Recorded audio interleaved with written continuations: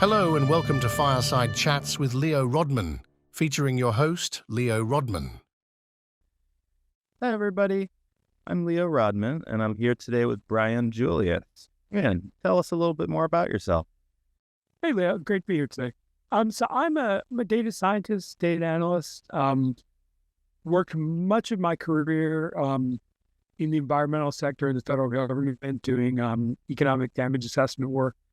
And then for the last 3 years, I was in the tech sector doing technical education for a firm in New Zealand. And now I'm actually working on my first book and doing a lot of writing online. So I've been using Midjourney and generative AI just as kind of an adjunct to my content. So that's kind of how we cross paths, and that's where I am today. All right, awesome. What do you think are some of the biggest impacts already happening today in your job and workflow based on AI? Oh my gosh. I mean, it is changing everything. I mean, it is, I was talking to my old boss last night for about an hour, and we were saying how every day there's something in the data analysis field that is just a massive change. And I think the biggest thing I've seen is the ChatGPT, OpenAI code interpreter, what's now advanced data analyst, and the text prompt to an analysis is just absolutely revolutionary. I think it's changing the way we do data analysis the same way text to image is changing art and graphics. Yeah, absolutely. Do you think that anytime soon we'll see data analysts being wholly replaced by AI? It's interesting. I don't know. At one level, I think, the things you hear is that, companies are only making use of 10 to 20% of the data they have. And so you think about the ability now of even junior analysts to do really complex, really sophisticated, modeling and analysis, and to be able to get, that data into analysis and build insights and recommendations from it. There's part of me that thinks, it's going to create more opportunity. And there's part of me that, that also thinks, well, it can do so much that, even a mid-level data analyst, I think in some cases would require some significant training to do. So, the overall impact on employment and jobs, I just don't know. On any given day, I can make an argument either way.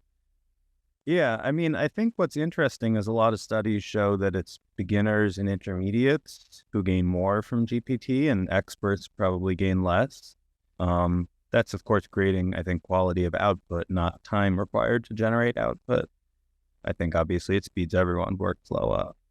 But, I think it's interesting to think of the idea of it wholly replacing humans, because, if you can make people 50% or 100% more efficient, you can do the same with a smaller team, but could you do it with no team, right? Like, ultimately, the human ideation is the part that's important, but I've seen ChatGPT come up with some pretty stellar ideas on its own as well, so. Yeah, the whole auto GPT thing, I was just talking to somebody about that today, and it's like, the extent to which you can just say, create a website, and, with minimal prompting, or you can say, create an app that does this, and, just kind of let it go. And then even in some cases, have it generate the ideas and the output. It's so hard to, for me at least, to see where this is all going, because it's moving so rapidly in so many directions at once. And it's interesting because I was actually up all night last night because I kind of got on the trail of something that I didn't think ChatGPT could do, or it's got a reputation for doing very poorly. And I found a prompting strategy that it actually can match the best expert in the world. in quality now.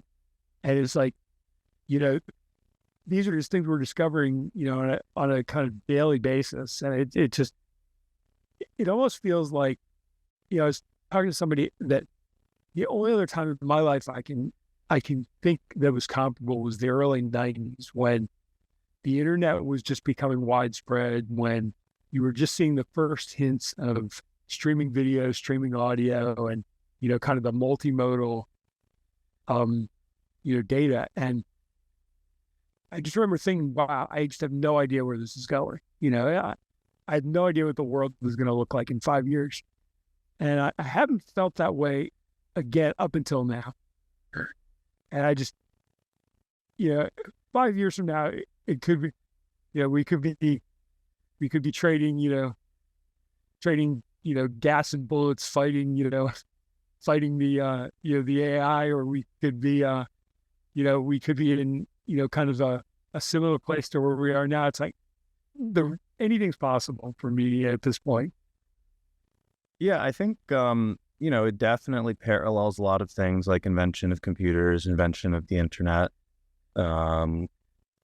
You know, I remember doing dial-up internet when I was a kid, and it was still pretty exciting. It was very slow, but you just have to learn to be patient and to batch things. You know, I don't really see there being any fields that don't have AI involved in some way. You know, I think regulation may be a piece of it, but I don't really see a lot of governments rushing to regulate, mostly, I think, because they're afraid that the first to regulate will lose out. And it's a very real and reasonable fear.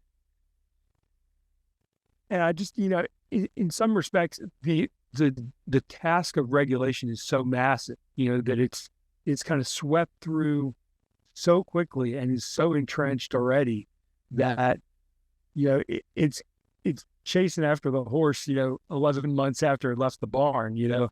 And I just think, you know, given the range of opinion about AI and how you'd regulate it and what you'd regulate and who would regulate it, it just seems that it's gonna continue to race forward before our collaborative and political process is anywhere close to answering those questions. Yeah, and there's a lot of fear of lawsuits, which I think is interesting because there haven't really been any big successful lawsuits that have won. So I'm not 100% sure what everyone's afraid of. You know, a lot of companies now are racing to indemnify their users, presumably based on that same principle. They're like, well, we have lawyers anyway. No one's winning these lawsuits, so let's push on in, you know, favor of progress. Maybe it'll win us some users, potentially goes into their calculus. It's, I think, particularly confusing for multinational companies just because they're operating in all these different countries, which all have different rules. Like, what if you produce something and you want to use it in the US, 10 countries in the EU, and 5 other countries? I don't know. No one really. It's interesting, I think, how the data accessibility and data privacy laws that the EU developed have kind of become widespread. You know, I think it became easier for companies to just conform to that, even if they didn't have to. And so I kind of think the EU probably has the best chance of kind of setting a standard that then becomes adopted. But, you know, as I say, predicting this is just so difficult. You know, I listen to the real experts in this field, and there's some great podcasts and, you know, YouTube channels. And it's amazing how even the most knowledgeable people seem to be underestimating the speed at which this is moving. Yeah. Outside of big changes coming with Copilot, and I know there's also a big Power BI event coming up, which I'm excited about. What do you think are going to be the biggest changes we see in the next 6 to 12 months in data analytics, business intelligence, business analytics? You know, my boss and I, Sam McKay, we were talking about this very thing last night, and I am of the opinion that the biggest thing that's going to change is visualization. That the analytics, the methods are going to remain, I think, very, very much the same. I think the way you access them and the ease with which you can run them is going to change. But I just don't see, given what I'm seeing in the the image and video side of things, that we're going to be happy with just PDF type dashboards. I just I look at some of the educational models that are being put together, some of the videos where you look at kind of regression in 3D, and it shows kind of how the distances are the least squares distances are calculated.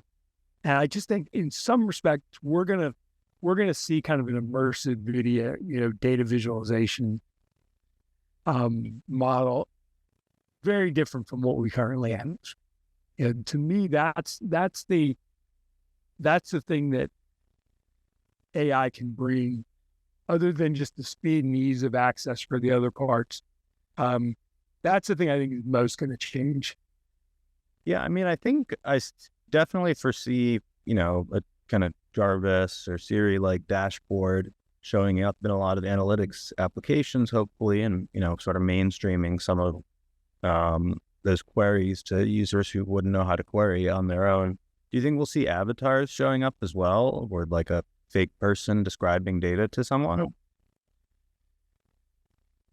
Yeah, anything's possible. I don't know that would be of huge value. I'm wondering, like, what could replace a graph?